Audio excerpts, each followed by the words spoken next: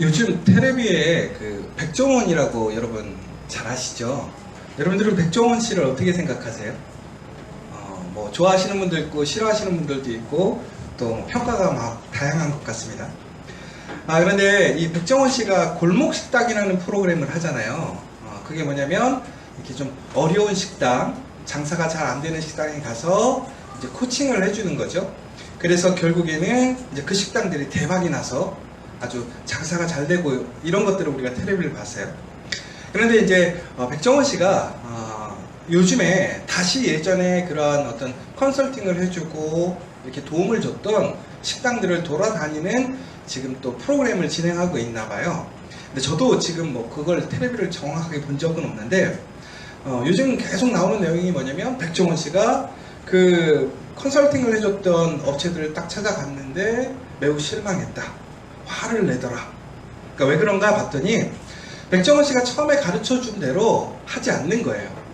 우선은 백종원 씨가 가장 중요하게 생각했던 건 위생, 청결, 청소였는데 지금 다시 가보니까 청소도 제대로 안 돼 있고 냉장고 정리도 안 돼 있고 더 나아가서는 그 전에 분명하게 레시피나 이런 부분들이 잘못되었다고 가르쳐 준 게 있었는데 자기들의 방식대로 자기들 편한 대로 진행하는 걸 보게 되었습니다.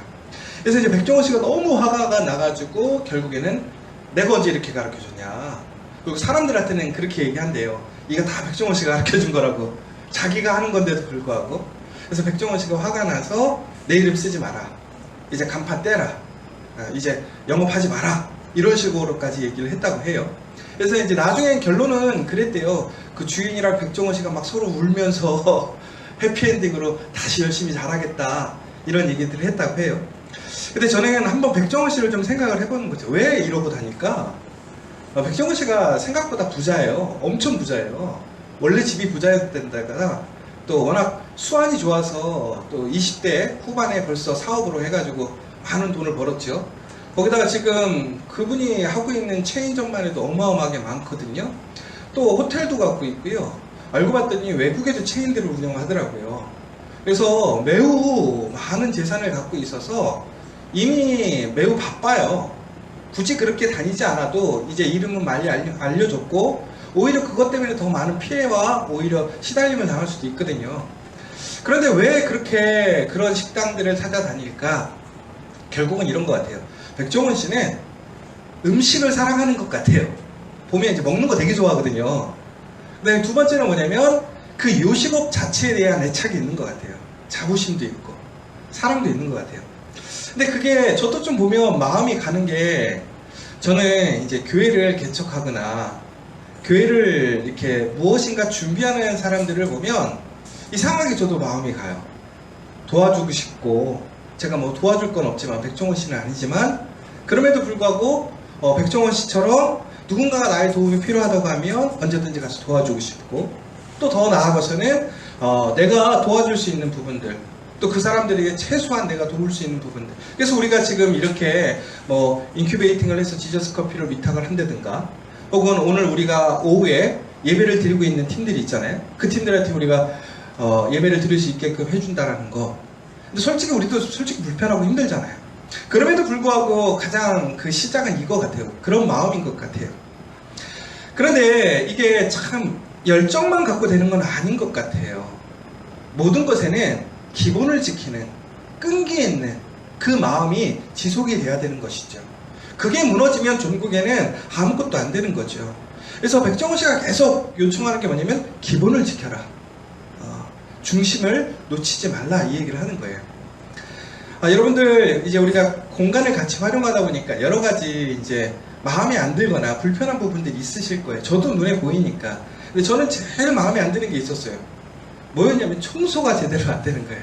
근데 왜 이렇게 저 청소에 꽂혀 있는지 모르겠는데 원래 깨끗한 사람이 아닌데 근데 하여튼 카페에 오거나 교회에 오면 이게 너무 마음에 안 드는 거야. 청소가 안 돼 있어서. 그리고 테이블도 잘 안 닦아져 있고.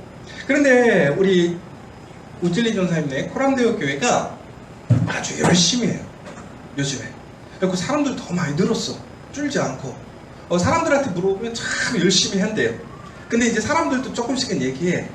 화장실 청소가 좀 잘 안 된다든가 좀 이렇게 치우는 것들이 늦어진다라는 거. 근데 저도 이제 그건 알아요. 그분들이 열심히 하는데 여력이 없는 거죠. 뭐 청소하고 이런 게 여유가 없는 거죠. 그래서 제가 몇 번을 얘기를 했어요. 우리 좀 청소하자. 너무 지저분하다. 처음에는 아주 돌려서 얘기했어.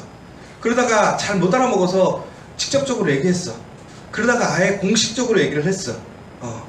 그랬더니 이제 처음 반응은 뭐였냐면 똑같이요. 사람들 우리도 열심히 하는데 그런다. 알겠다. 더 열심히 하겠다. 근데 제가 맨날 봐도 바뀐 게 없는 거예요. 근데 저번에는 도저히 안 되겠어서 회의를 했어요. 회의를. 그래가지고 제가 정확하게 얘기를 했어요. 이거는 치워라. 그리고 나는 월요일부터 주일까지 중에 어느 날이 제일 중요할 것 같냐? 그랬더니 당연히 주일이 중요할 것 같아. 내가 그래서 그랬죠. 근데 주일날이 제일 더럽다. 그러니까 토요일날 좀 청소 좀 깨끗이 하자. 그리고 우리 새벽마다 예배드리지 않냐? 나 새벽에 정말 더러워서 나 미쳐버리겠다. 내가 새벽에 청소하고 예배 준비하려면 너무 힘들다. 그렇게 얘기를 했어요. 그랬더니 본인들이 조금 불편하겠죠. 당연히 이런 얘기를 들으면. 그런데 갑자기 한 이틀 뒤인가부터 저녁에 청소를 얼마나 깨끗하게 바짝바짝 빛나는 거예요. 그걸 사진 찍어서 저한테 보고를 하는 거예요. 목사님 청소했어요. 닦았어요. 그리고 사진을 찍어서 보내는 거예요. 처음에는 그런 것도 했거든요. 근데 매일마다 보내는 거예요. 매일마다. 그러니까 갑자기 제가 조금 부담스러운 거예요. 얘네 왜 이러는 거지? 왜 이러지? 그래서 제가 이제 와서 얘기를 했어요. 그렇게 안 해도 돼. 주일날 좀 더 신경 쓰라는 거고, 아침이든 저녁이든 좀 분담해서 저녁에는 닦고 아침에는 간단히 쓸던가 이렇게 해서 좀 깨끗하게 쓰라는 거지. 나한테 이렇게 막 보고하고 보여주려고 안 해도 돼. 너무 힘들잖아. 그랬더니 뭐라고 그러냐면 저는 이제 그럴 줄 알았어요. 저희가 생각해봤는데 정말 교회를 위해서 이렇게 해야 될 것 같아요. 이렇게 얘기할 줄 알았거든요. 근데 제가 백종원 프로그램 보고 깨달았대요. 백종원 프로그램 보고 깨달았대요. 청소를 깨끗이 해야 되겠다. 기본이 중요하다. 그래서 저희가 안 놓쳐야겠다고 생각했대요. 그래서 제가 순간적으로 그래, 백종원 보고 깨닫는 건 좋은데 내가 얘기할 때 깨닫지는 못하고 백종원 씨가 얘기하니까 그것도 자기네랑 전혀 상관도 없잖아요. 그리고 우리는 교회 얘기를 했는데 어쨌거나 카페와 관련이 되니까 자기네들 이러면 안 되겠다고 뼈저리게 느꼈대요. 그러면서 이게 자꾸 사진을 올리는 거는 자기네들도 자꾸 다짐하고 안 놓치려고 훈련을 한다라는 거예요. 그래서 제가 그런 얘기를 했죠. 야, 그래, 잘했어. 그러니까 열심히 해. 그랬더니 자기들도 기분 좋대. 이렇게 칭찬 들으니까. 근데 제가 그러면서 생각이 딱 드는 거예요. 안면호라는 한 사람의 목사가 얘기를 했어요. 그러면서도 신경을 써요. 그런데 백종원이라는 한 사람이 이야기를 했어요. 근데 그 사람에 대한 이야기에 대해서 더 신경을 써요. 결국은 뭐냐, 그 말에 대한 어떤 보상이 무엇이 더 큰가를 그들이 이제 생각을 하는 거죠. 그러니까 백종원 씨가 한 얘기는 조금 더 그들에게 도움이 될 거라는 확신을 주는 말의 의미가 되는 거예요. 무게가 되는 거예요. 제가 아무리 카페에 대해서 얘기를 해도 카페에 대해서는 잘 귀가 안 들어오는 거였죠. 왜? 교회에 대해서 얘기를 했다면 더 귀 기울여 드렸겠죠. 근데 카페는 백종원 씨가 안민호 목사보다는 뭐하다라는 거예요? 낫다라는 거죠. 근데 그 사람이 저랑 똑같은 얘기하니까 그거 동의할 수 있어. 해야겠어. 근데 여러분 생각해 보세요.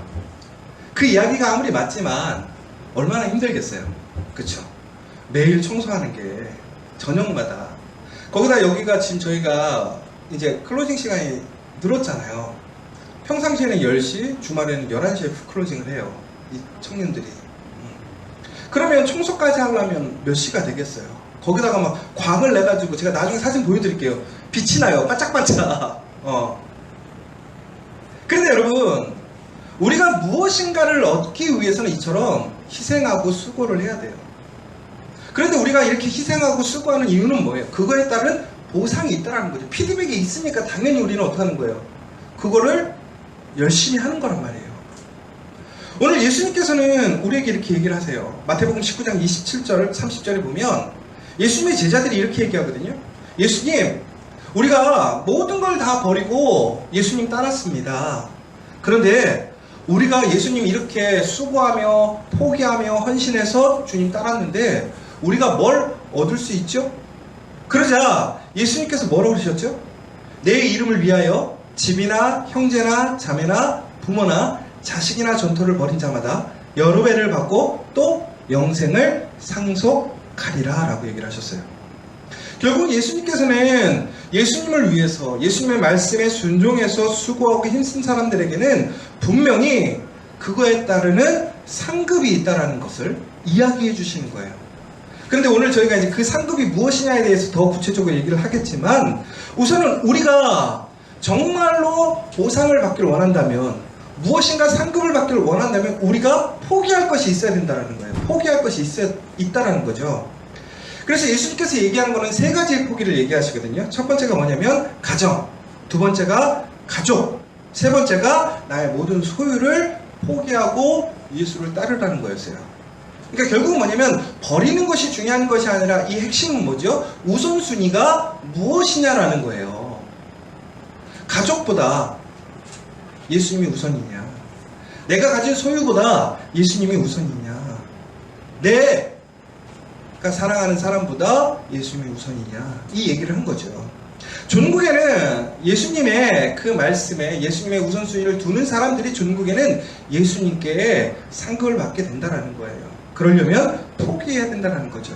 그래서 결국은 이거죠. 우리가 포기할 수 있다는 건 결국은 뭐예요? 보상이 있다는 거예요.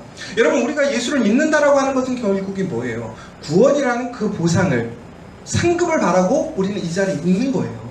그렇죠? 그런데 중요한 것은 우리가 끈질기게 그것을 포기하지 않고 바랄 수 있어야 된다는 거예요. 상급을 기대해야 된다는 거예요. 여러분, 여기서 오해하지 마셔야 돼요. 우리가 예수를 믿는다고 하는 것은 하나님의 전적인 은혜이지만 그 은혜 가운데 우리에게 주어지는 상급이 있다는 것을 우리는 기대하고 소망해야 된다는 거예요. 여러분, 예수 믿고 여러분 정말 하나님께 상급 받기를 소망하셔야 된다는 거예요. 그런데 우리가 그것에는 뭐가 있다는 거예요? 포기가 있어야 된다는 거예요. 희생과 헌신이 있어야 된다는 거예요. 그래서 아브라함이 창세기 12장 1절에 보면 뭐라고 되어 있죠? 여호와께서 아브라함에게 이르시되 너는 너의 고향과 친척과 아비의 집을 떠나 내가 내게 보여줄 땅으로 가라 라고 얘기를 했단 말이에요. 예전에 이제 김병삼 목사님이 치열한 순종이라는 책에서 이렇게 얘기를 했어요. 요즘 세대를 무슨 세대라고 얘기하느냐? 메이비 세대래요. 메이비 세대. 이게 무슨 얘기인지 아세요? 어찌할 줄을 모른다라는 거예요. 그래서 메이비 이런다라는 거예요. 어찌할 줄을 몰라서. 결정장애, 결정을 못하고 주저하는 세대.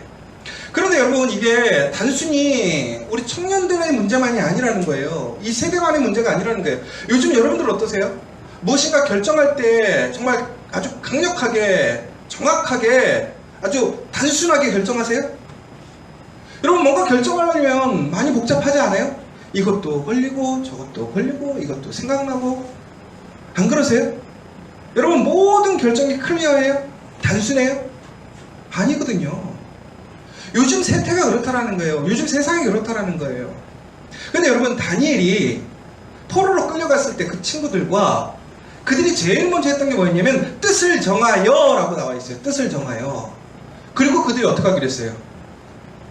이방의 음식을 먹지 않고 오직 하나님의 말씀에 따르는 음식만 먹겠다라고 결정을 하잖아요.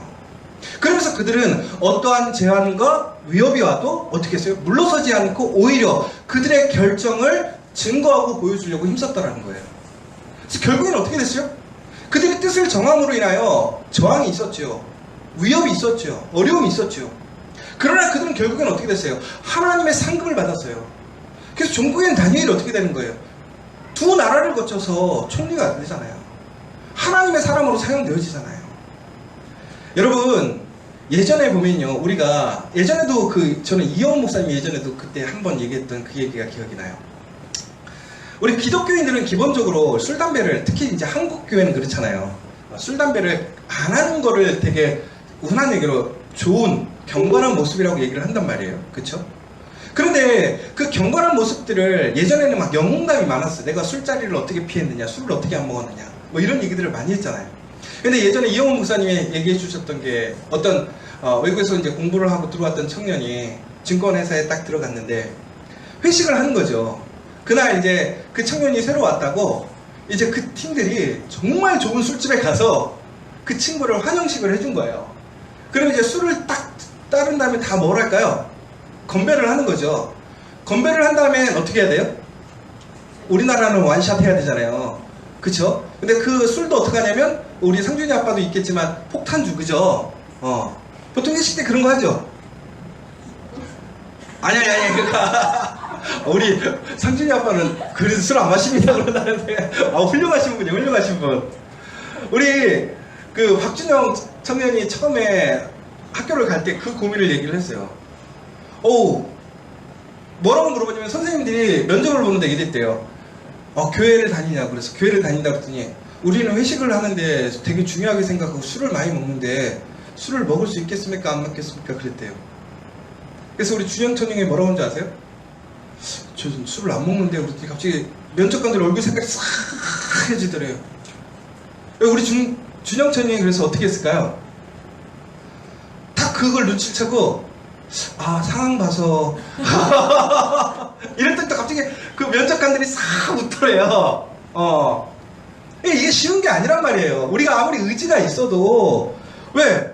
내가 선생님이 너무 되고 싶었는데 그날 중요한 면접인데 아니 그런 질문을 할 줄 누가 알았겠어요. 그렇죠? 당황스러운 거죠. 그런데 그때 그 증권 회사를 다니던 청년이 어떻게 했냐면 제가 오늘 여러분들이 이렇게 내 자리를 환영해 준 거 너무 감사하다고 그러면서 그때 어떻게 했냐면 술을 딱 들어서 어떻게 했냐면 자기 가슴이 확 부었잖아요. 그러니까 여기 있던 사람들이 다들 저거 또라이 아니야 이렇게 딱 본 거죠. 근데 뭐라 그랬죠? 그 청년이 이렇게 얘기했잖아요. 저는 크리스찬에서 술을 먹지 못하지만 여러분의 그런 사랑과 관심에 대해서 내 가슴으로 마시겠다. 그러니까 거기 있던 사람들이 다 어떻게 했을까요? 박수 친 거예요. 야 이거 완전히 또라이인데 진짜 크리스찬이구나. 그러면서 술 먹였을까요? 안 먹였을까요? 안 먹인 거예요. 그러니까 예전에는 이런 영웅담이 참 많았어요. 근데 요즘에는 어때요? 뭐 술 한잔 먹는다고 뭐 천국 못 가고 뭐 지옥 가고 그런 거 아니잖아요. 그러니까 뭐 이런 거 문제가 없잖아요. 이렇게 얘기를 한다는 거예요. 그래서 이제 그 책에서 이런 얘기를 했어요. 김영선 목사님이 뭐 술을 먹느냐 안 먹느냐 이것 때문에 구원이 있느냐 없느냐 이런 문제가 중요한 게 아니라는 거예요. 그럼 무슨 얘기냐? 요즘에 가장 문제가 뭐냐? 기준이 없다라는 거예요. 기준. 신념이 없다라는 거예요. 포기함이 없다라는 거예요. 그냥 상황에 맞춰서 되는 대로 가버린다라는 거죠. 그러다 보니까 어떻게 된다라는 거예요? 우리의 신앙의 기본이 흔들리는 거예요. 기준이 없어져 버리는 거예요. 그러니까 이 시대의 가장 큰 문제는 뭐냐? 기준이 없어졌다라는 거예요. 기본이 없어졌다라는 거예요. 그러니까 무엇을 포기해야 되는지를 알지 못하는 거예요. 포기가 없으니까 소망이 없는 거예요. 여러분 우리가 포기하고 헌신하고 애쓰는 건 뭐예요? 결국은 그것을 무엇인가를 얻겠다라는 분명한 목표가 있기 때문에 그런 거 아니에요? 여러분 지금 여러분들 분명한 목표가 있으십니까? 하나님께 받고자 하는 상급이 있으십니까? 그렇다면 여러분 분명한 기준 안에서 여러분 포기하고 힘쓰는 것이 있으십니까? 그런데 그런 포기도 없고 애씀도 없고 정말 헌신도 없으면서 우리가 상급을 바란다? 이거는 넌센스예요. 넌센스. 말도 안 되는 거죠. 여러분 정말로 우리가 우리 삶의 기준이 뭔가 한번 생각해 봐야 된다는 거예요. 그러면서 이제 유기성 목사님이 나는 죽고 예수로 사는 사람이라는 책에서 이런 얘기를 했어요. 여러분 지금 지갑 갖고 계세요? 지갑 갖고 계시죠? 그럼 제가 예전에 교회에서 가끔씩 목사님들이 그런 얘기 했단 말이에요. 선교사들이 오면 오늘 우리가 우리 지갑을 하나님께 드립시다 이런 일을 가끔씩 했어요. 옛날에 목사님들은 선교사님들이 오거나 도울 분들이 오면 이제 그때 두 가지 반응이 난대요. 뭐냐면 기쁨으로 그 지갑을 열어서 헌금해 주는 분들도 있고 근데 그 말이 딱 나오면 깜짝 놀라는 분이 있어. 왜? 그날따라 돈을 너무 많이 갖고 온 거야. 현금을.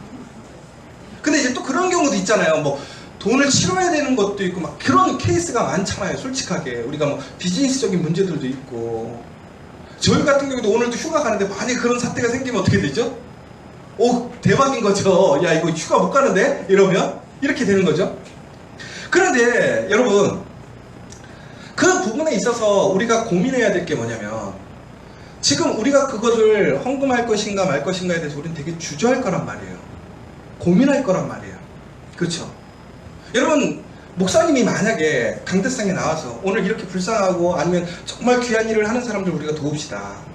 정말 우리가 우리의 정성, 우리의 모든 것을 드리는 의미로 우리 지갑에 있는 그 금액을 모두 다 하나님께 드립시다 라고 했을 때에 아마 일말의 고민도 없는 사람 한 명도 없을 거란 말이에요.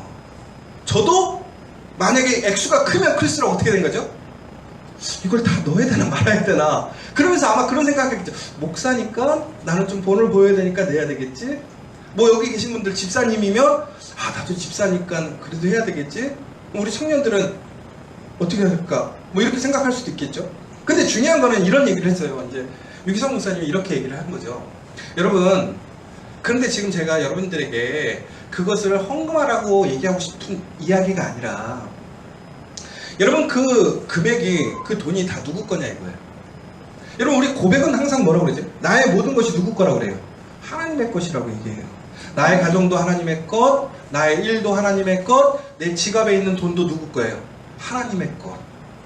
그러면 오늘 내가 하나님께 드리는 것은 전혀 문제가 안 된다는 거죠. 어려움이 없다는 거죠. 왜? 하나님 것을 다시 리턴하는 거니까 전혀 문제가 없단 말이에요. 그런데 우리가 여기서 오해하는 게 있다는 거예요. 뭐냐? 하나님께서 만약에 필요하시다면 우리의 동의가 필요할까요? 여러분의 지갑의 돈을 하나님께서 쓰시기를 원하신다면 여러분들에게 동의를 구하고 가져가실까요? 아니죠. 왜? 누구 거니까? 하나님 거니까. 하나님은 여러분께 동의 필요 없이 어떻게 하신다는 거예요? 가져가신다는 거예요. 그런데 우리는 뭐 하고 있는 거예요? 하나님의 것을 가지고 우리가 드릴 것인가 말 것인가 고민하고 있다는 거예요. 더 중요한 것은 하나님께서 필요하시면 동의 없이 가져가신다는 거예요. 여러분들, 우리 삶 속에서 우리가 하나님 것이라고 인정하는 그것이 없어지기도 하고 채워지기도 하는 것을 우리는 경험해 봤잖아요. 그렇죠? 여러분, 정말 하나님의 큰 은혜를 받아서 채워주실 때는 무섭게 채워주시는 걸 아마 경험하실 거예요. 그런데 또 하나님께서 가져가실 때는요, 정말 무섭게 가져가시는 걸 여러분들 또한 경험하실 거예요. 그러면서 우리가 고백하는 게 뭐예요? 하나님 나쁜 사람이다? 하나님 자기 마음이다? 아니죠. 그 고백의 최종적인 고백이 뭐로 이루어지는 거죠? 모든 것은 하나님 것이구나. 정말 주시는 분도 하나님이고 가져가시는 것도 하나님이구나. 이 고백을 할 수밖에 없다라는 거예요, 우리가. 그러면 중요한 건 뭐냐? 우리가 그러한 상황 속에서 포기를 한다라는 것은 결국은 뭐예요? 우리가 하나님께 드린다라고 하는 건 뭐예요? 하나님 것임에도 불구하고 드린다라는 건 뭐예요? 그것을 하나님이 기뻐하시기 때문에. 더 중요한 것은 내가 하나님 앞에서 포기한다는 것, 하나님께 우선순위를 둔다는 것, 하나님의 말씀에 순종할 수 있다라고 하는 것은 결국은 뭐예요? 그 순종에 따르는 하나님의 분명한 약속이 있기 때문에, 보상이 있기 때문에, 상급이 있기 때문에 포기할 수 있다는 거예요.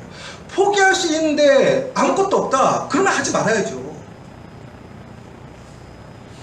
여러분, 하나님께서는 우리에게 가장 좋은 것을 준비해 주십니다.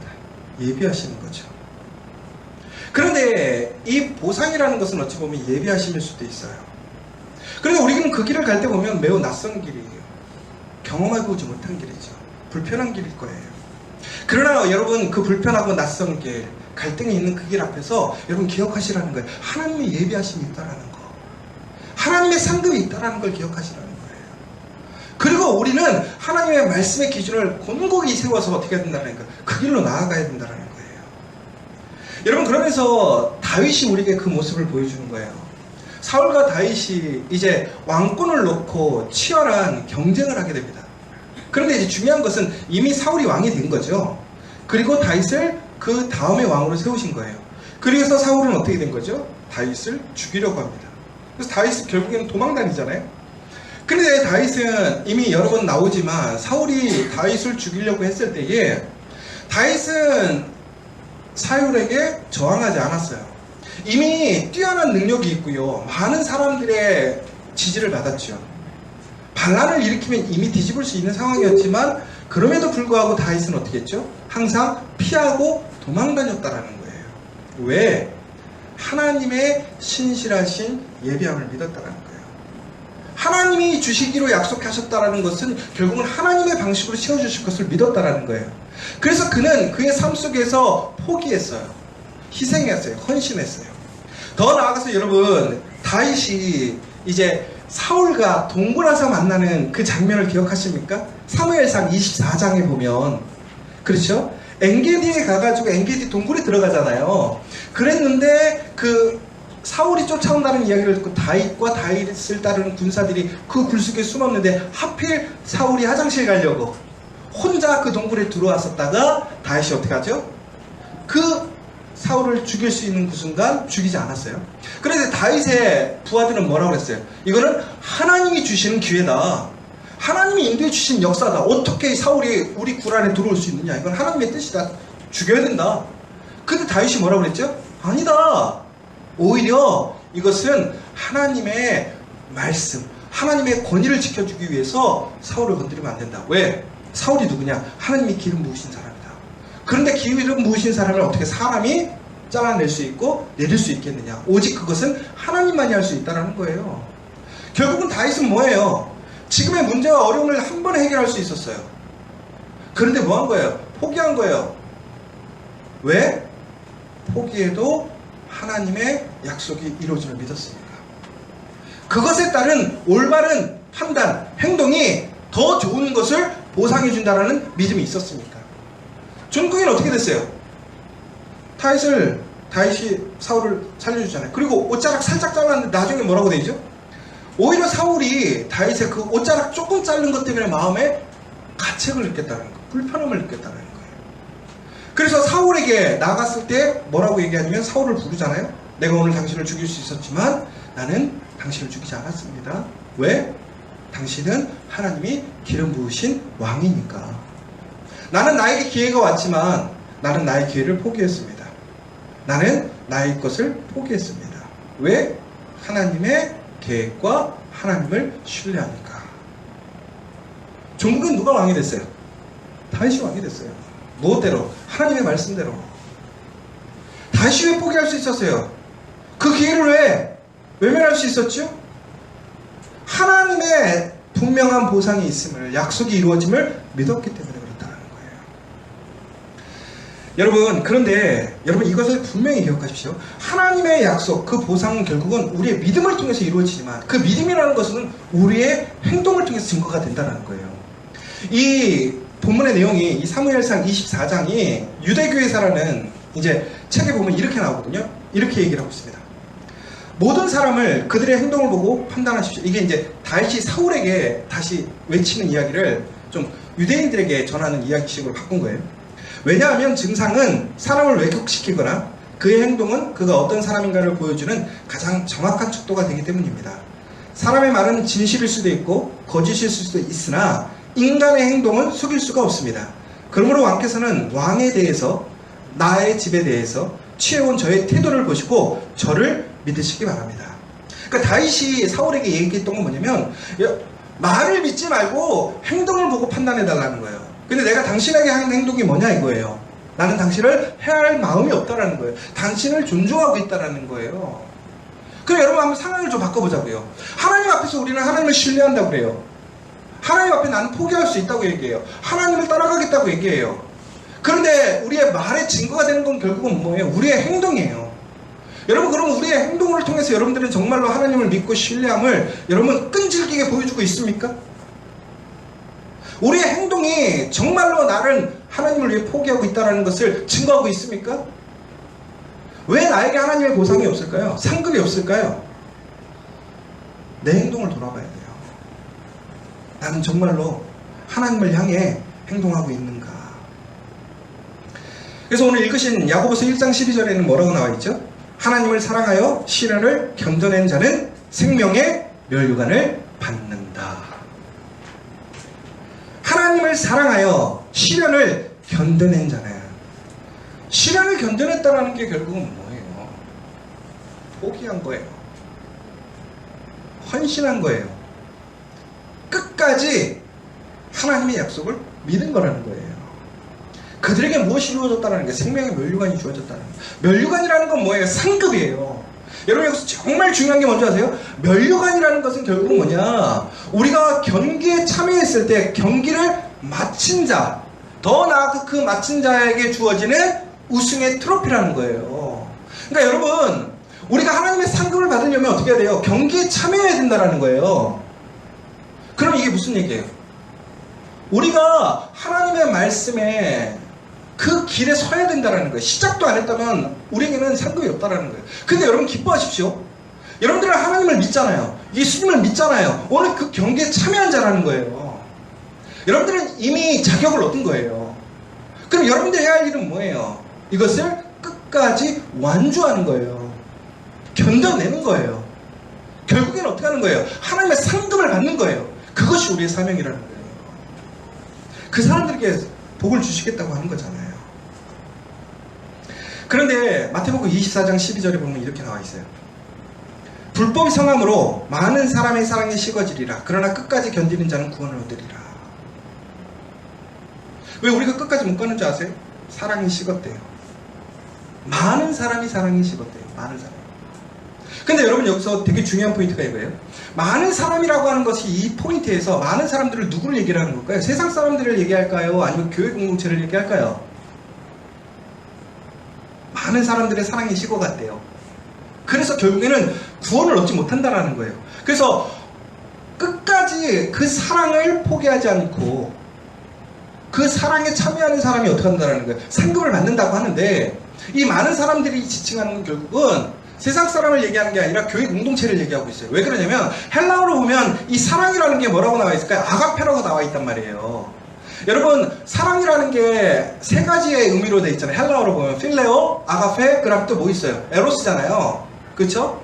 에로스는 뭐예요? 육체적인 사랑이란 말이에요. 사람이 인간적으로 할 수 있단 말이에요. 필레오는 뭐예요? 정서적인 사랑이란 말이에요. 정서적인 사랑까지도 여러분이 할 수 있어요. 플라토닉이라고 하죠. 우리가 얘기하는 그러한 사랑도 할 수 있어요. 그런데 아가페라는 사랑은 아가페는 오직 성령께서 주시는 하나님의 아들 예수 그리스도가 우리에게 행하신 사랑이 아가페 사랑이에요.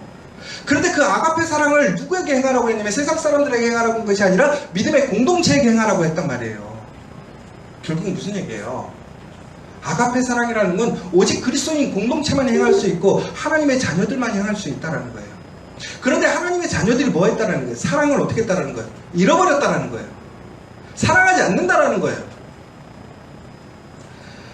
여러분 우리가 교회 공동체 안에서 서로를 사랑하는 거 쉽지 않아요. 그러나 오늘 우리에게 주어져 있는 명령이에요. 우리가 사랑하기 위해서 포기할 것이 있어야 돼요. 그리고 헌신해야 돼요. 그런데 그 사랑에 힘쓰는 자, 참여하는 자들에게는 분명히 뭐라고 되어 있어요? 면류관을, 구원을 주시겠다고 얘기하는 거예요. 하나님이 함께 하시겠다고 약속하시는 거예요. 한번 엔터 한번 쳐주시겠습니까? 여러분 이제 8월 31일 날을 기대하고 계십니까? 아마 전교인 수련회 중에 이번 최종 제일 많이 참여하는 것 같아요. 이번에가. 그런데 여러분 우리가 지금 이번 수련회를 이렇게 호텔을 간다, 그래서 좋은 장소를 간다, 이게 중요한 포인트는 아닌 것 같아요. 여러분 왜 이런 데를 갈까요? 왜 이런 데를 갈까요? 교회도 작은데. 그래서 교회들은 항상 저희한테 그래요. 야, 너희들은 좀 너무 오버해서 가는 거 아니냐? 이렇게 저희한테 가끔씩 얘기를 해요. 근데 저는 이런 생각이 있어요. 왜 우리는 수련회 장소를 좋은 데로 갈까요? 뭐 한 명이라도 더 전도하려고? 솔직히 전도가 잘 안 돼요. 그렇게 해갖고 뭐 그냥 하루 놀다 가는 거니까. 저는 왜 호텔을 가는 줄 아세요?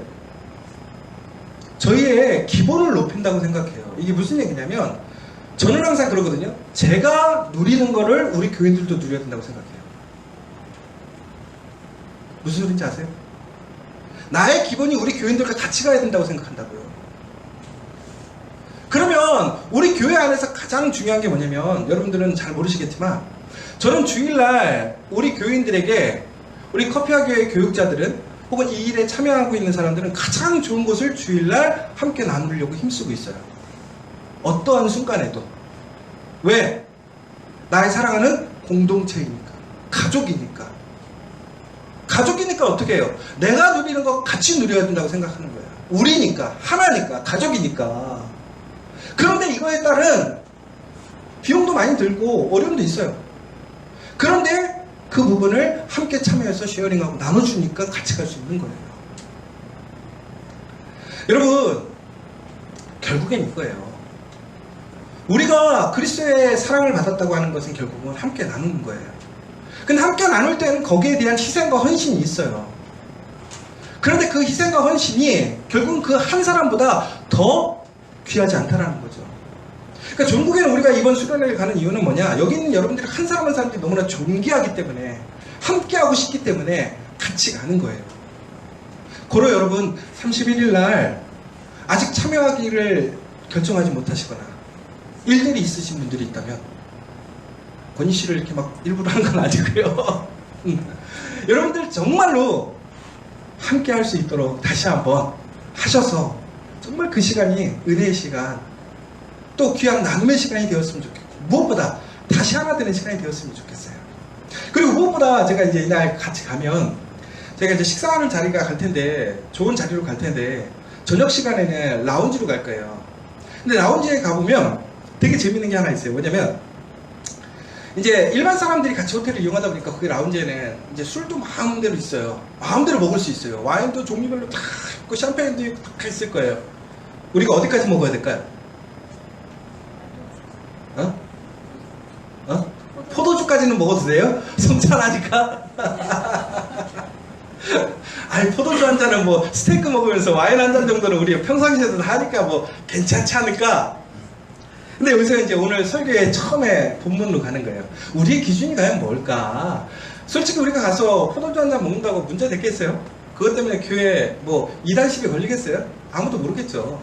그리고 뭐 우리가 먹는다고 해서 문제가 될 건 없겠죠. 그런데 저는 우리 청년들에게 제가 카톡방에 이렇게 썼어요. 가서 마음껏 드셔도 되는데 술은 드시지 마세요.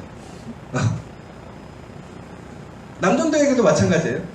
가셔서 마음껏 드세요. 근데 술은 드시지 맙시다. 왜 그럴까요? 우리가 막 율법주의자고 막 거룩해서 아니죠. 기준을 세우자라는 거예요. 포기하는 거를 훈련하자라는 거예요. 그날 가서 분위기 있게 와인 한잔 하면 더 분위기 좋아요. 폼도 있어요. 그런데 우리가 무엇을 위한 공동체인가? 그 공동체의 목적이 뭐냐라는 거예요. 우리가 단순히 패밀리 모임이 아니잖아요. 커뮤니티 미팅이 아니잖아요. 우린 뭐하러 가는 거예요? 수련회란 말이에요.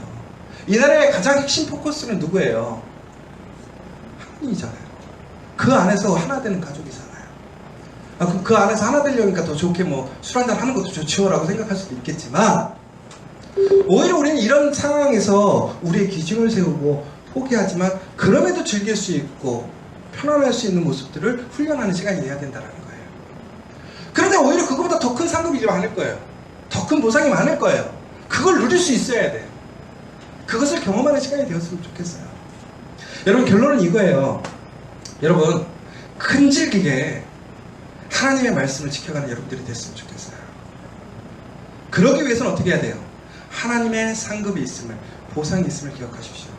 그래서 종국에는 우리 커피아 교회가 많은 사람들의 증거가 아니라 하나님의 약속이 우리의 삶 속에서 증거가 되어주고, 하나님의 그 놀라운 멸류관을, 그 구원을 이루는 복된 믿음의 공동체 되시기를 간절히 소망합니다.